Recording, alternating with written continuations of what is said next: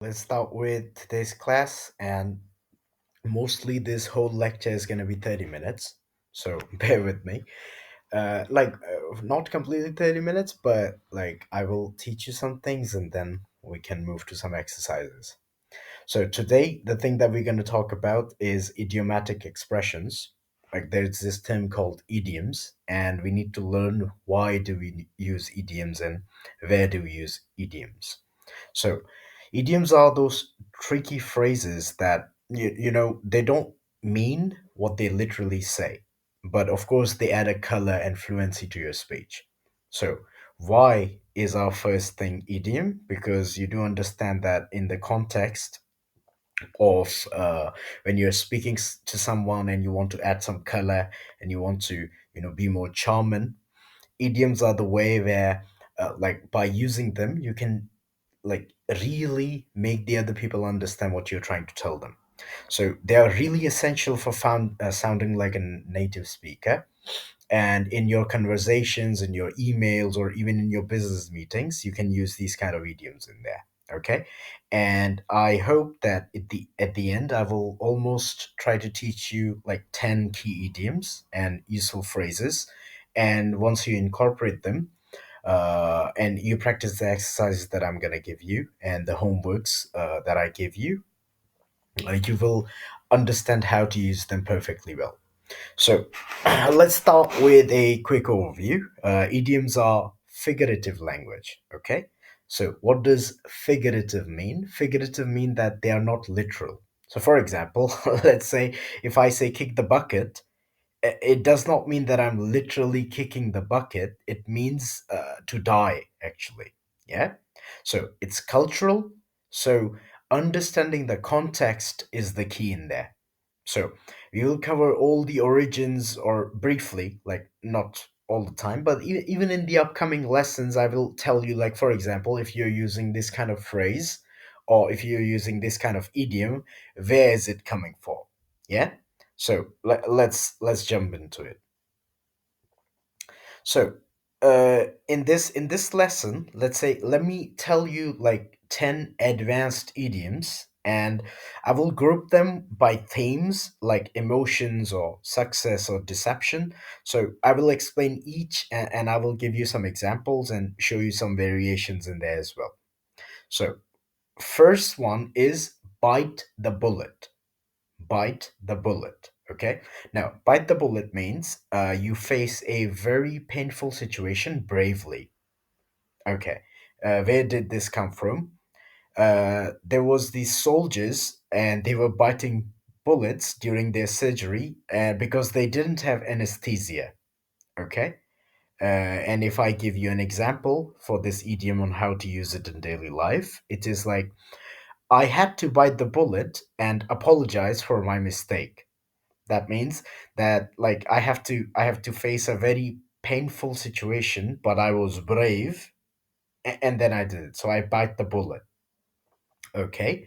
Second idiom is burn the midnight oil. Okay, I know that you might be thinking that how would I use it in conversations, but I mean, like I always like this thing, because burn the midnight oil means like you work late into the night, and like you worked really hard for that presentation yesterday or something like that. So you can use it maybe, yeah. So, for example, let me give you the example. The example is she's burning the midnight oil to finish her thesis, for example. Or I burned the midnight oil and I finished my project report. Okay. Third one is cut to the chase. And I think cut to the chase is very easy for you. You already know this because it's very common. So, cut to the chase means like imagine someone is blabbering, like he's talking and wasting time. Cut to the chase would just mean that you just get to the point and you don't waste the time. So, getting to the point without wasting time is cut to the chase. So, if you see some old films or something like that, you know, uh, you will see these kind of things where people used to use this older cut to the chase and stuff. Okay, and still they use it. Like this is amazing. because most of the idioms they die with time, but this one is still people use it. So let me give you the example how you will use it. You will say, "Let's cut to the chase," and "What's your proposal?" So if you want to say it fast, you would just say, "Let's cut to the chase. What's your proposal?" Okay.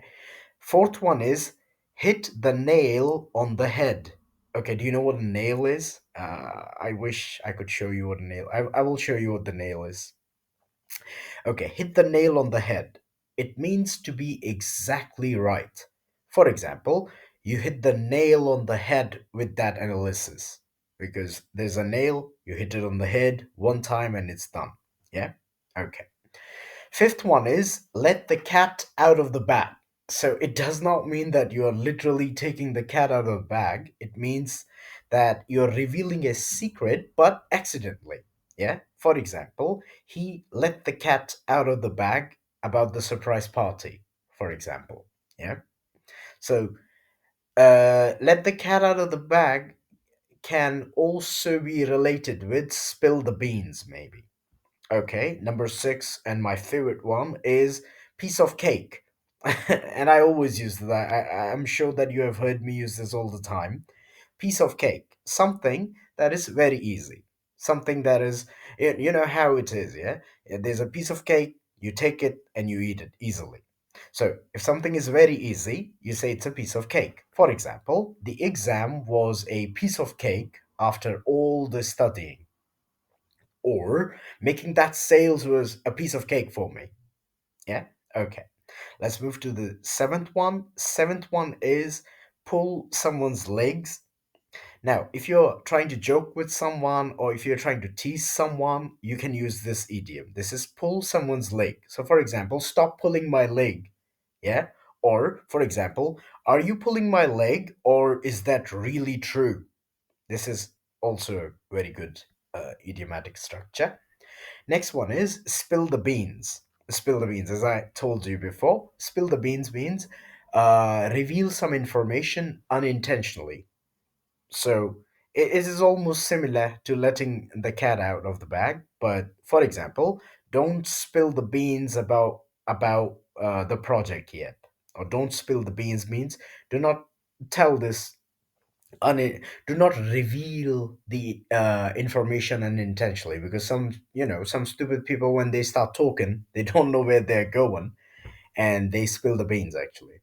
Okay, ninth one is throw in the towel. Throw in the towel means to give up. You throw the towel away, bro. Yeah, so for example, and of course the context of this is it comes from boxing, where the trainers they throw a trowel to stop the fight. For example, after hours of debugging, I threw in the towel. That means I gave up. Okay. Next one is under the weather. Under the weather means you're feeling ill. You're affected by the weather. You're not completely sick, but the weather has affected you somehow, and you're not feeling very well. So, for example, I'm feeling a bit under the weather today, so I will skip the meeting. Okay? Don't do that. But you can say that though. Anyways, so this is the thing that I wanted to tell you. So these are the 10 that you should use. Now, let me give you some examples how you can use it and how you can incorporate them in your life. Yeah. So, let's try to integrate these into everyday phrases. Okay. So if you're having some advanced conversations like a job interview or debate or whatever, okay, I will say each of them twice. Generally, what you can do is you can practice them later. You can repeat them so that you understand how to use them. Okay. So, for example, let's say number one is, let's say you are in a tough spot. Okay, you're in a tough spot. You're in a critical situation. So you would say, "I know it's hard, but sometimes you just have to bite the bullet and move forward." Okay.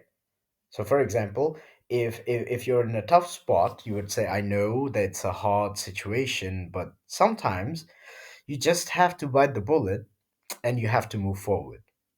Okay.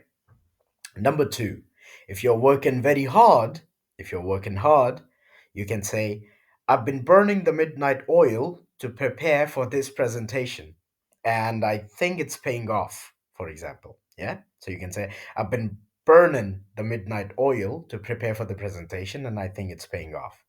Okay. Next one is, if you want to be direct, if you want to be direct, you can say, let's cut to the chase. I believe this strategy will boost our sales by 20%. Let's cut to the chase. Or to cut to the chase, I believe this strategy will boost our sales by 20%. Okay. And if you're agreeing someone accurately, if you want to exactly agree with someone, you can say, you hit the nail on the head. The issue is indeed with the supply chain. Yeah. So you found, for example, let's say that the issue was about the supply chain, and you say, you hit the nail on the head. You exactly found the issue, right? Okay. Next one would be about secrets. Yeah. You can say, "Oops, I almost let the cat out of the bag about your promotion. Congrats." Okay, next one is, if you're talking about some easy tasks for you, or if you want to reassure the other person that the task is very easy for you, you can say, like, for example, let's say that navigating the problem or finding out the problem was a piece of cake once I read the necessary analysis stuff. Yeah? Okay. Next one is, if you're joking around, you can just say, I'm just pulling your leg. The deadline isn't until the next week. So instead of saying, I'm kidding or I'm joking, you can say, I'm just pulling your leg. Okay? It's like pulling someone's ears if it's a baby, but yeah, you get me. Okay, next. If you're revealing some information or somebody else revealed the information, you can say, she spilled the beans about the new product launch during the call. So there's this one she that spilled out the beans, yeah? Okay, next one is quitting wisely. If you're quitting someone wisely, you can just say like this. For example, if it gets too overwhelming, overwhelming means you should look it up, okay? Overwhelming is another good word. So if it gets too overwhelming, don't hesitate to throw in the towel and seek help. Don't hesitate to, instead of saying don't hesitate to give up, you can say don't hesitate to throw in the towel and seek help. Seek help means look for help. Okay. Last one is, if you're checking someone's health, you can say, if you're under the weather, take the day off. Health comes first. Okay. It's a good phrase and it's a good way of talking. So you can say, if you are feeling under the weather, or if you're under the weather, take the day off. Health comes first. All right.